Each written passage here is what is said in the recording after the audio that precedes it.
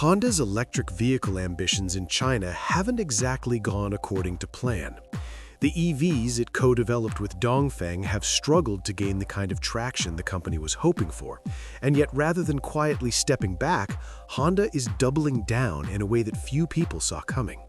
The automaker has confirmed that some of those China-built electric vehicles will soon make their way to Japan, a market that, frankly, has never been particularly enthusiastic about going electric.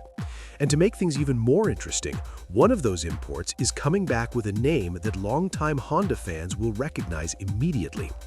The car in question is the ENS2, but Honda won't be calling it that in Japan. Instead, it's being revived under the Insight name, a badge that carries some genuine history for the brand.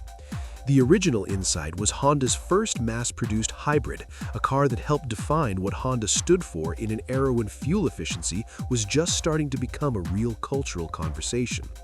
Dusting off that name for an electric vehicle heading into Japan's lukewarm EV market is a bold move, and whether it's a stroke of genius or wishful thinking probably depends on how the next couple of years play out.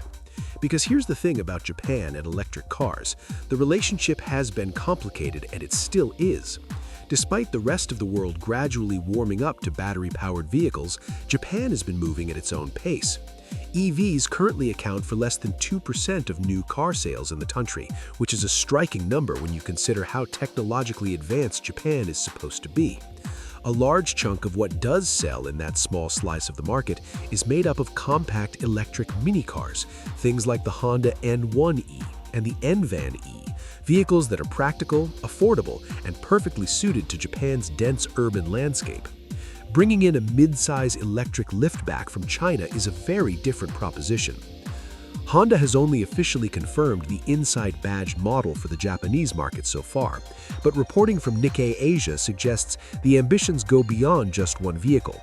Several models from the EN lineup, which Honda developed in partnership with GAC rather than Dongfeng, could potentially be tweaked and adapted to meet Japanese regulatory and safety standards over time. It's worth noting that this family of cars is separate from Honda's Yi series EVs, which are also sold in China but represent a different product direction entirely. There was actually some early confusion about which vehicle would be first through the door. Initial reports pointed to the ENP2, a sleek crossover that's roughly comparable in footprint to the Tesla Model Y and was revealed in production-ready form a couple of years ago. Honda later clarified that the ENS2 would be taking that inaugural spot instead. While the two models share the same underlying platform and powertrain, they have noticeably different personalities.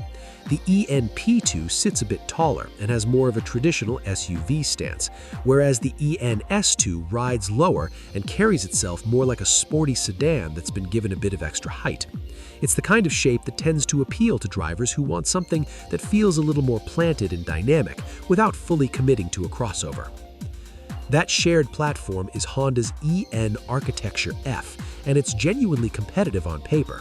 The battery is a 68.8 kilowatt-hour unit supplied by CATL, the Chinese battery giant that now powers a significant portion of the world's EVs. Driving the front wheels is an electric motor putting out around 201 horsepower. In China, the car is rated for up to 339 miles of range under the country's CLTC standard, which is known for being fairly optimistic. Switch to the more realistic WLTC cycle used in Japan and Europe, and that figure comes down to 311 miles, still a respectable number for everyday use, and something most drivers in Japan would find more than adequate for their commuting and weekend habits. Pricing hasn't been announced yet, and Honda is being measured in its expectations from the start. The plan is to sell just 3,000 units per year in Japan, which is not a number designed to shake up the market. It's more of a calculated test, a way of gauging real-world appetite before committing to anything larger. Reservations are set to open on March 19th, so there won't be a long wait to find out how much interest actually exists.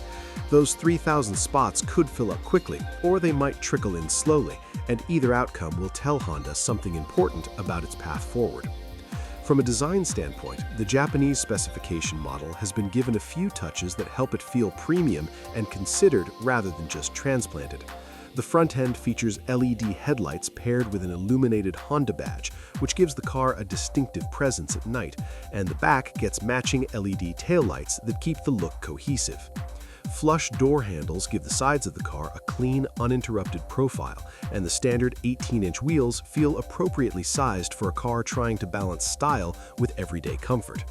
Honda has confirmed 4 drive modes for the Insight: Sport, Normal, Econ, and Snow. The Sport mode does something that's become increasingly common on EVs. It plays synthetic engine sounds through the speakers, which is either an exciting touch or an unnecessary gimmick, depending on how you feel about artificial noise in an electric car.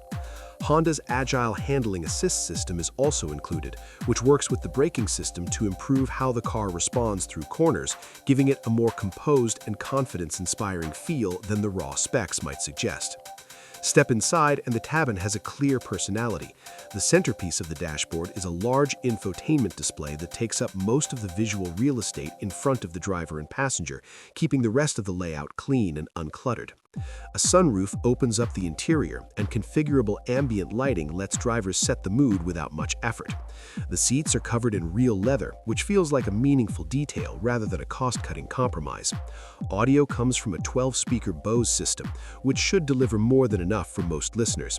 There's also a digital rear-view mirror with a dash cam built directly into it, a feature that's become almost expected on Chinese EVs, but still feels like a thoughtful addition for a market where small incidents and parking lot scrapes are a regular part of life.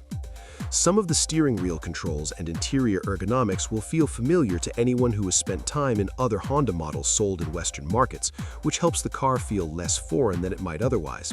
But there's no disguising the fact that this is a vehicle that was designed with Chinese tastes in mind first, and Japanese buyers will need to decide whether that's something they can get behind.